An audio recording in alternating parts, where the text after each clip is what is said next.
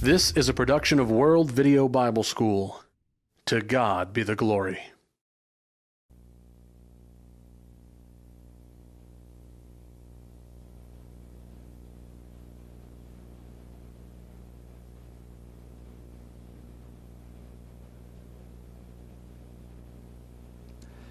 What is the simplest subject in the Bible?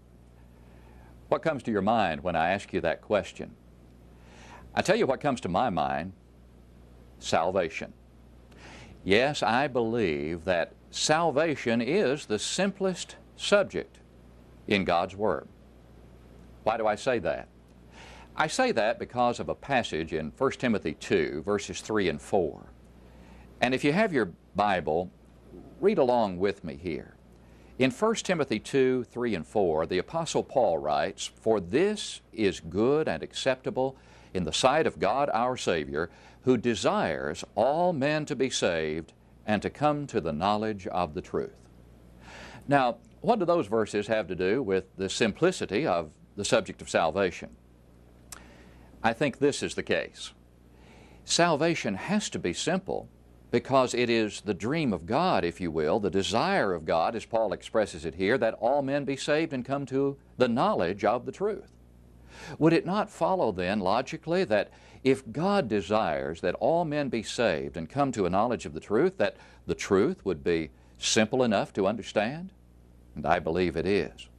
But that may bring to mind another question. You may say, well, if indeed the subject of salvation is so simple, then why is there such diversity of teaching on the subject of salvation in the religious world, calling itself Christian? Why does one group contend that one must do a certain thing in order to be saved, while another group says, no, that's not right, you must do something else in order to be saved? Is God the source of that confusion? Absolutely not. The problem lies with the traditions of men, the adding to the Word of God. What I want us to do is simply get back to the Bible, the New Testament, the last will and testament of our Lord and Savior Jesus Christ, and just see how simple the subject of salvation is. How simple? As simple as the operation of a seatbelt. And a little bit later on, we're just going to talk more about that seatbelt and simply demonstrate that if you know how to operate a seatbelt, and surely you do, then you can know what to do to be saved. Salvation and the seatbelt. You know, the idea for this study, this particular approach to this subject, came to my mind when I was driving back into the state of Tennessee from a neighboring state on one occasion. And as I entered the state of Tennessee, I saw a sign, a blue sign, as I recall, with white lettering and a red seatbelt being shown, coming together, as it were, on the sign. And the sign had only 6 words. The words were, "Tennessee cares. Buckle up. State law." Tennessee cares. Buckle up. State law. And that message was clear. Here was the seatbelt, much like the one I have here being depicted on that sign, being shown as though coming together, and those 6 words, "Tennessee cares, buckle up, state law." And I thought about an analogy there, a spiritual analogy. That analogy being simply this: God cares, and God says, buckle up. And then He reminds us that's His law.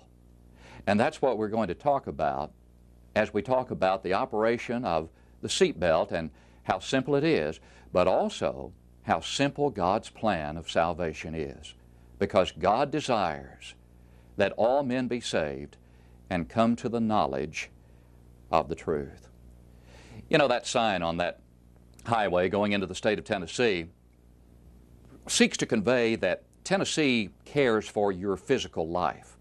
We care for your physical safety, in other words, and because that is the case, we're telling you that you need to buckle up. That is, you need to buckle your seatbelt. But then that reminder with those last 2 words on the sign is, it's the law, state law. In other words, you don't have an option. We're hoping to motivate you to do it, based upon the fact that obviously you want to take care of yourself physically, and we care about your physical safety, and so we're encouraging you, but we're reminding you it's not simply an optional thing, it's the law. The same is true with the matter of salvation. Who could deny that God cared for the world and those who comprise this world in the ultimate sense of care and concern and love? John 3:16 reminds us of that, doesn't it? For God so loved the world that He gave His only begotten Son, that whoever believes in Him should not perish, but have everlasting life. That's the golden text of the Bible, as we call it. God so loved. He loved to that degree that He was willing to give His only begotten Son. And the only begotten Son loved us to the degree that He was willing to give Himself as a sacrifice for us, that we might have the opportunity to be saved from our sins. There was no other way. The blood of bulls and goats and those other animals under that former dispensation, the Old Testament dispensation, could not take away sins. They pointed to the ultimate sacrifice, the sinless Son of God, and the blood that had to be shed on Calvary for our sins. And without the shedding of blood, the Scripture reminds us that there is no remission of sins. That's what the writer of Hebrews tells us in Hebrews chapter 9 and verse 22. Notice what he says there. In verse 22, according to the law, and according to the law almost all things are purged with blood, and without shedding of blood there is no remission. Now, that's clearly established. Without the shedding of Christ's blood, forgiveness of sins would not be possible. Surely we can agree on that. If we go back a little bit earlier in this same chapter, Hebrews chapter 9, in verses 13 and 14, he contrasts the blood of bulls and goats, those animal sacrifices, with the blood of Christ. And he writes there in Hebrews 9, 13 and 14, For if the blood of bulls and goats and the ashes of a heifer, sprinkling the unclean, sanctifies for the purifying of the flesh, how much more shall the blood of Christ, who through the eternal Spirit offered Himself without spot to God, purge your conscience from dead works to serve the living God? So it becomes clear to us from those passages that without the shedding of blood, there can be no remission of sins. There can be no forgiveness. But let's ask this question. Is the mere fact that Jesus shed His blood, that the blood was shed, is the shedding of the blood itself sufficient to bring about the forgiveness of the sins of all mankind? The answer is no. And if we simply get back to the analogy of the seatbelt, we ask this question in regard to the seatbelt. Does the fact that a seatbelt has been manufactured, that it meets the manufacturer's standards, the federal standards that are required for all automobile seatbelts, does the fact that that seatbelt exists, that it's been manufactured, does that mean that it will save me in the event of an accident that I may have in my vehicle? Well, the answer is obvious, isn't it? Absolutely not. The mere existence of a seatbelt will not save my life. There has to be something more. The fact that it was manufactured according to all the federal regulations, etc., doesn't make any difference because there's something more required. Well, the same is true in regard to salvation, unless you're a universalist who says that, yes, all men will be saved regardless, but how can one be a universalist and possibly claim to believe the Bible? Because again, going back to the golden text of the Bible, as we call it, John 3:16, we see some condition there in that verse. Listen to it again. For God so loved the world that He gave His only begotten Son, that whoever believes in Him should not perish, but have eternal life. Ah, there we are now. Someone says, that's exactly right. It's not universalism, obviously, that is valid. It's not the mere fact that Jesus shed His blood that brings remission of sins or salvation, but we must believe. We must believe. And so whoever believes. But then we must ask, what about that belief? What kind of belief? What kind of faith must I exercise in order to be saved? Well, again, let's go back to the seatbelt analogy. What kind of faith must I have in this seatbelt if I am to be saved from physical harm in the event of an accident? Now let's say that I get into my automobile and that my wife is at my side and I'm in the driver's seat, and I get in the car and I sit down and she says, Jim, you need to buckle your seatbelt. And I say to her, no, I can't do that. And she further inquires, why not? And I say, because I believe in it too much. And she says, what do you mean you believe in it too much? And I simply say, that's just what I'm saying. I believe in it too much. You see, I have so much faith in this seatbelt that I believe that it will save me. And I believe that very strongly. But don't you understand that if I reach and put it around me, if I put it on, then I'm seeking to work out my own salvation through this seatbelt, and I'm negating or denying my faith in it. Now, what if I said that to my wife in the car? What might she say to me? She might say, let me drive.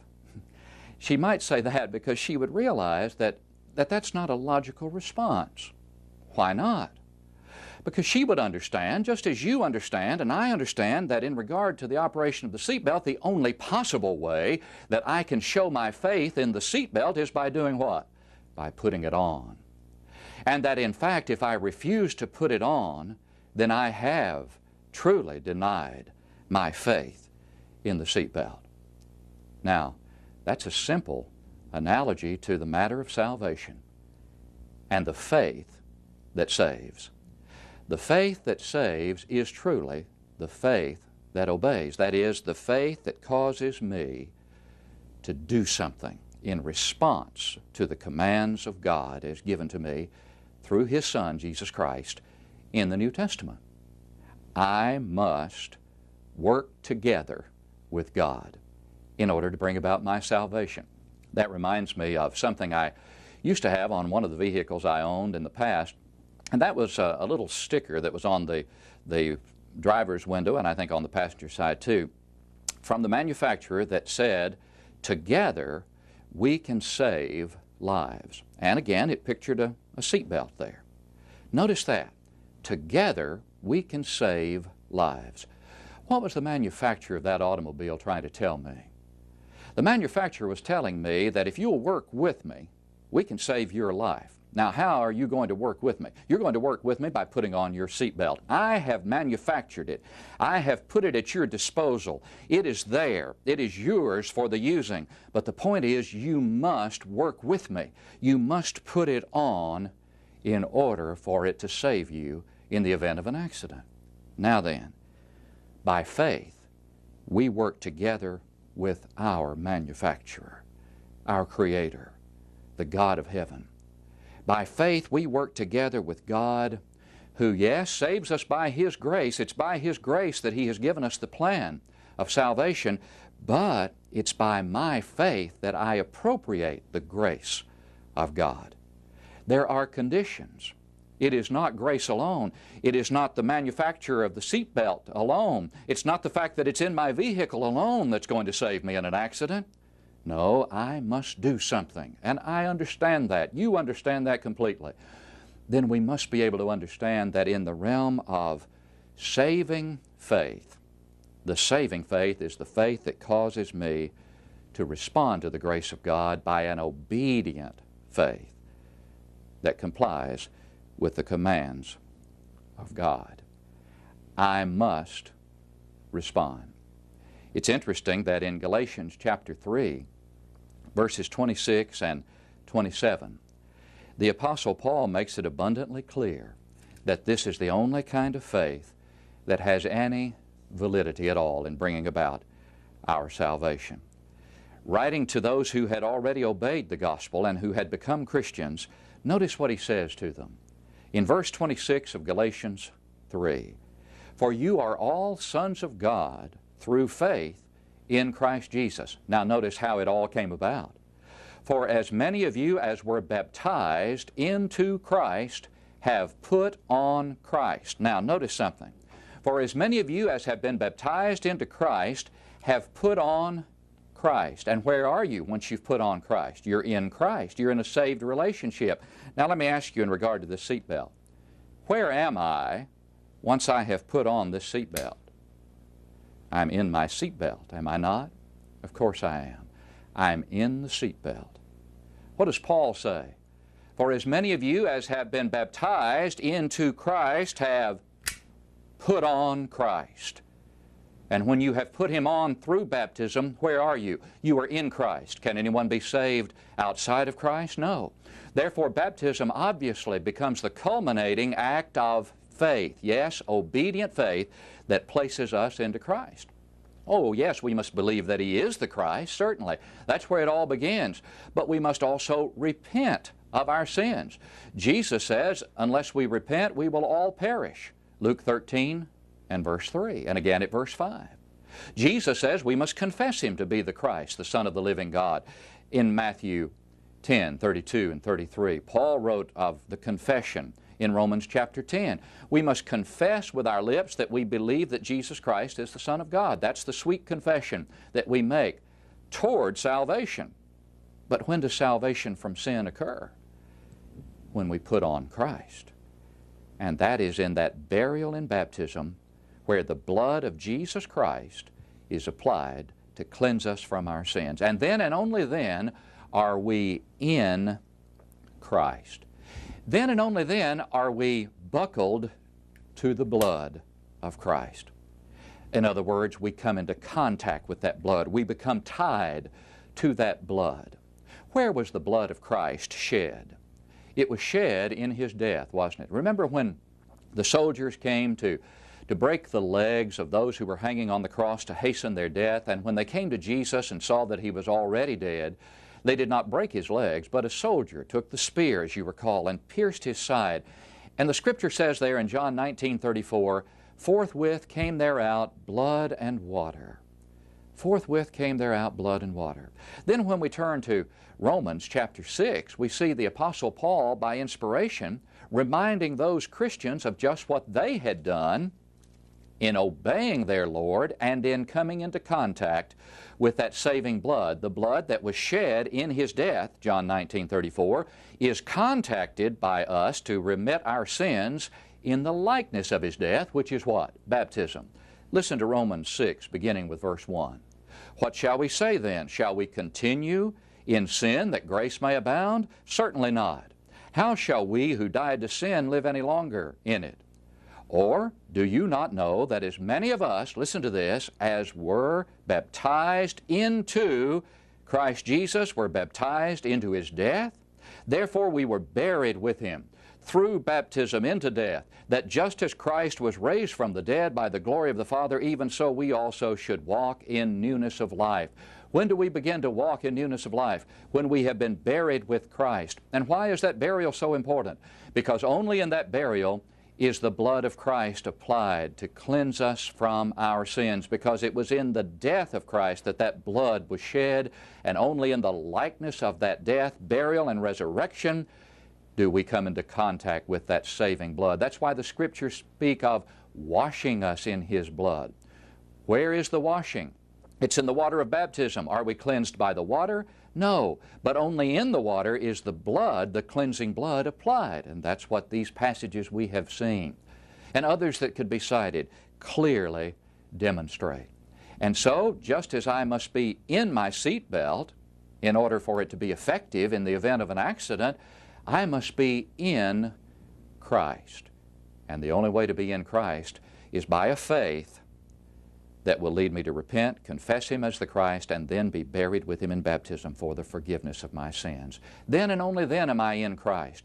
Then and only then have I demonstrated the kind of faith that brings about remission of sins. Just as when I put on my seatbelt, I'm demonstrating my true belief, my faith in this belt. If I refuse to put it on, then I'm actually denying my faith.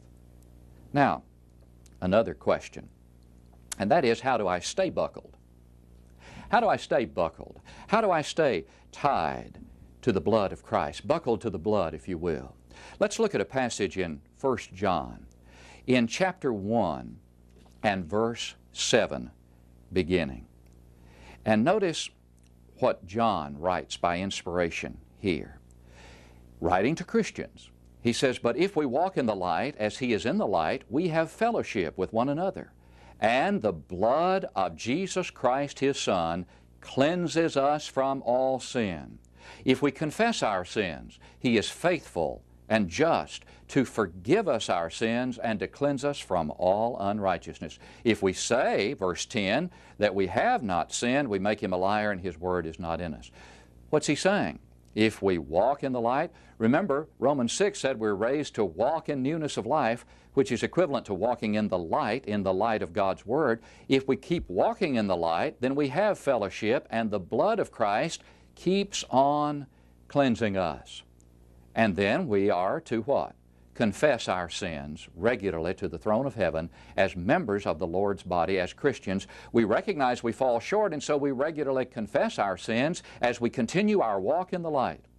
And that's what keeps us tied, or if you will, buckled to the blood, the cleansing, continually cleansing blood of Jesus Christ. Now, again, that passage, 1 John 1, beginning at verse 7, makes it clear that remaining tied or buckled to the blood is conditional, isn't it?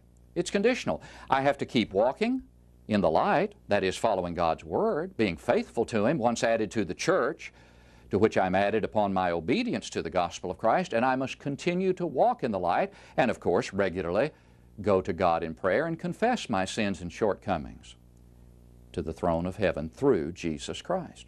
So, that being the case, it cannot be true that once I'm buckled, I'm always buckled. It's not once buckled, always buckled. In other words, it's not once saved, always saved, as some contend in the religious world today. You see, it's conditional. My salvation, continued salvation, is conditional upon my continued walk with God, following His Word, and my regular confession of sins.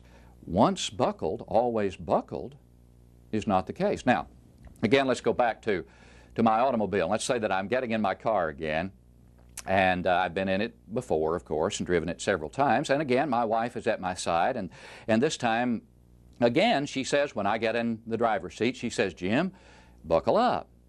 And I say, "Don't you remember that the first time I ever got into this car, I buckled up? And don't you know that once buckled, always buckled?" What might she say to me? That's right. Again, she might say, "Let me drive." Why? Because she understands that there's something I must continually do, and that is continually show my faith in my seatbelt by doing what? By putting it on each time that I get into the car. Now, I don't have to put Christ on in baptism over and over again. We've already established that that's something I do once when I obey the gospel, but I must continue to be tied to the blood of Christ, 1 John 1, 7 beginning, by what? Walking in the light as He is in the light, and by regularly confessing my sins and shortcomings to the throne of heaven. I must keep doing the will of God. What if I cease to do that? Do I any longer have fellowship with God? Absolutely not. And there are so many passages in Scripture that make it clear that Christians, yes, Christians, those who have obeyed the gospel of Christ, may indeed so conduct themselves as to lose their souls eternally. Think about one passage in particular in the epistle to the Hebrews. Writing now to Christians, think about what the writer says here in chapter 3 and verse 12. It's an excellent passage to demonstrate the fact that one can fall away once one becomes a Christian. Listen to the words in Hebrews 3:12. Beware, a warning, right? Beware, brethren. Beware whom? Brethren. Brethren, Christians. Beware, brethren, lest there be in any of you, you brethren now, an evil heart of unbelief in departing from the living God. Listen to it again. Beware, brethren, lest there be in any of you an evil heart of unbelief in departing from the living God. That passage and literally hundreds of others teach us very clearly that it's not the case that once buckled, we're always buckled. No, it is the case that we can lose our souls. Now, let me demonstrate something from a passage that is sometimes used to try to defend the idea of once saved, always saved. In John 10, beginning at verse 27, Jesus there says, "My sheep hear my voice, and I know them, and they follow me, and I give them eternal life, and they shall never perish. neither shall anyone snatch them out of my hand. My Father who has given them to me is greater than all, and no one is able to snatch them out of my Father's hand. I and my Father are one. Now some go to that passage and say, well, look what that says. My sheep hear my voice, and I know them, and they follow me, and I give them eternal life, and they shall never perish. Neither shall anyone snatch them out of my hand. My Father has given them to me, and no one can take them away. I believe that with all my heart. But do I believe that that passage teaches the impossibility of apostasy? Absolutely not. Why not? Because the passage is clearly conditional. Notice, Jesus says in verse 27, my sheep, first of all, hear my voice. That's a condition, isn't it? And I know them, and they what? And they follow me, and I give them eternal life. They follow me, and I give them eternal life. What if they cease to follow? Then they no longer have eternal life. That's what all of the New Testament makes absolutely clear, and this passage does not contradict the hundreds of others. It, in fact, harmonizes beautifully. You see, the condition is that we must continue to follow the shepherd. And as we do, no one can what? Arbitrarily snatch us from his hand. Now, back to the seatbelt.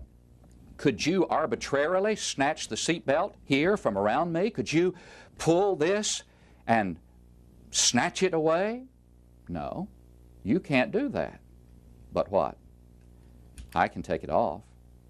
I can remove it myself.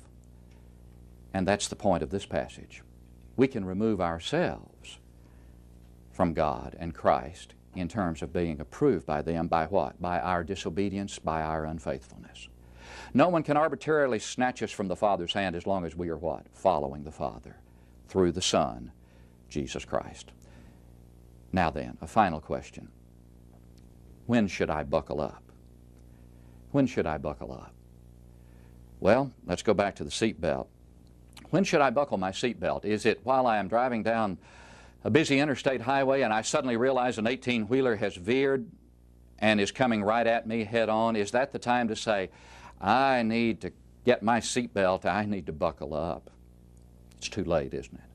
It's too late. When should I buckle up to the blood of Christ? When should I come into contact with that saving blood by an obedient faith that leads me to repent of my sins, confess Him as Lord and Savior, and be buried with Him in baptism? The answer to that is now, at the first opportunity, when you've learned the truth of God's Word, because you do not know what tomorrow holds, as James points out in James chapter 4, 14 and 15. Now is the time, this is the time, to buckle up to the saving blood of Jesus Christ, which can truly save us from our sins. And it's the only thing that can, but we must contact it in the only way that we can, and that is according to God's plan given through His Son, Jesus Christ. It is simple because God desires that all men be saved and come to the knowledge of the truth.